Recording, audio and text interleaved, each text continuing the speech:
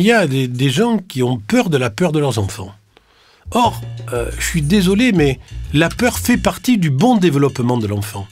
La peur est même, selon les textes classiques, la maladie physiologique de l'enfant. Il faut qu'un enfant ait des peurs, toutes les peurs de dévoration, les peurs des gros animaux, les peurs de la chute, les peurs du vent, les peurs de l'orage. Winnicott disait qu'un enfant qui n'a pas peur de l'orage dans les rues de Londres n'est pas normal. C'est normal d'avoir peur. Et donc, arrêtez avec cette asepsie de la peur. Un enfant qui a peur, c'est un enfant qui se développe, un enfant qui fait des progrès.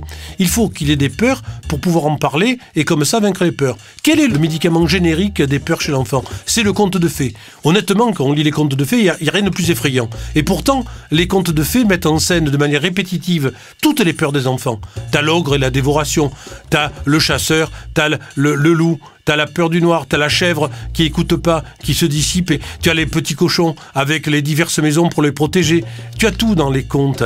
Et dans les contes de fées, il y a l'exemple que plus j'ai peur, plus je grandis, et plus on me raconte des choses qui font peur, plus je vais aller bien. Alors je leur dis pas de leur faire peur, mais de parler de leur peur, de leur lire des peurs, de mettre en scène des peurs pour qu'ils grandissent.